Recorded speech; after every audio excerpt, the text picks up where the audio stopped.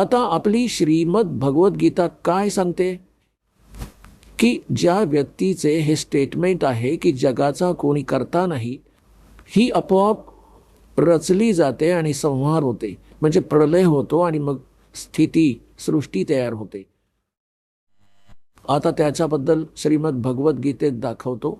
आधी यांची सगळी थिअरी सांगेल दास.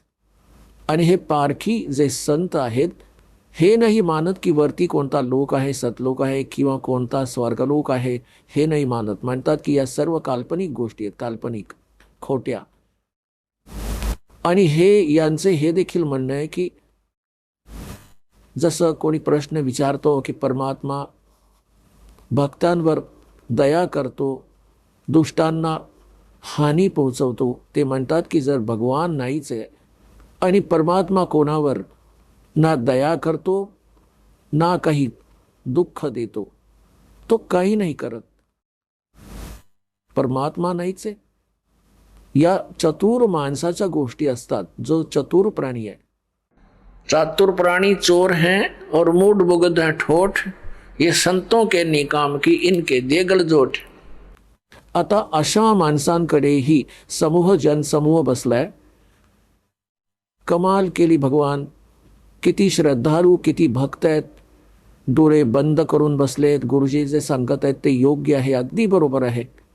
आता एवढी चतुर तर संतपद प्राप्त झालेले जीव असतातच की एक साधारण व्यक्ती जर कोरा कागद असतो त्यावर काहीही लिहा, त्याच्यावर तर तेच अंक अंकित होतात.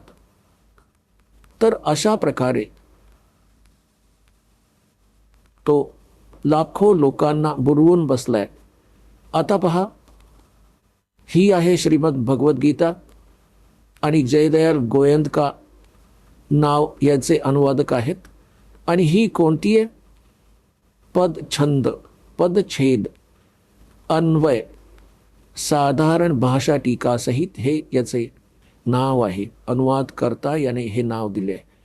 आणि पहा, हा आहे अध्याय नंबर 16 आणि श्रीमद भगवद्गीता आणि याचा श्लोक नंबर 7 पासून सुरू करूया. आता गीता ज्ञानदाता म्हणतात की मी वर तर सांगितले दैवी प्रकृतीवाल्यांची जी माहिती दिली आहे आणि दुसरे असुरी वृत्तीचे आहेत, अशा 2 वृत्तीचे लोक आहेत. तर असुर स्वभावाची माणसे हा 7वा श्लोक. असुर म्हणजे राक्षस. स्वभाव असणारी माणसे प्रवृत्ती आणि निवृत्ती हे दोन्हीही नाही ओळखत. त्यामुळे यांच्यात ना आतली बाहेरची शुद्ध ना श्रेष्ठ आचरण आहे आणि ना सत्य भाषण आहे. ते खरे बोलत नाहीत, ते गोष्टी पालटतात, खोटे बोलतात. आता 8व्या श्लोकात पहा, अध्याय नंबर 16चा 8वा. ती असुर प्रवृत्तीची माणसे म्हणतात की जग आश्रयरहित आहे, संपूर्ण असत्य आणि विना ईश्वराचे. आपले आपण केवळ स्त्री पुरुषांच्या संयोगाने उत्पन्न आहे. केवळ काम हेच याचे कारण आहे, याशिवाय अजून काय. 9व्यात म्हणाले आहेत की ही या मिथ्या ज्ञानाचा अवलंब करून ज्यांचा स्वभाव नष्ट झाला आहे आणि ज्यांची बुद्धी मंद आहे, ते म्हणजे मंद बुद्धी, ते सर्वांचा अपकार करणारे कुकर्मी, क्रूरकर्मी, उग्रकर्मणा म्हणजे निष्काम हे वायफळ बोलणारे कुकर्मी माणसे जगाच्या नाशासाठीच समर्थ असतात, प्रकट होतात, याचा अर्थ आहे. आता पुण्यात्म्यांनो, या पवित्र श्रीमद भगवद्गीतेने हे स्पष्ट केलं की तो राक्षस स्वभाव, असुर स्वभावाची माणसे असतात जे हे म्हणतात की कोणी भगवान नाही, म्हणजे सृष्टी अनईश्वर आहे, हे जग अनईश्वर आहे, याचा कोणी भगवान नाही. आपण ऐकत होता जगद्गुरु तत्वदर्शी संत रामपालजी महाराज यांचे मंगल प्रवचन, ज्यांच्या शुभ आशीर्वादाने संपूर्ण विश्वामध्ये 500 पेक्षा जास्त नामदीक्षा केंद्र आहेत. जिथे निशुल्क नामदीक्षा दिली जाते. निशुल्क नामदीक्षा प्राप्त करण्यासाठी आणि अधिक माहितीसाठी संपर्क करा 7030303951 7030303952.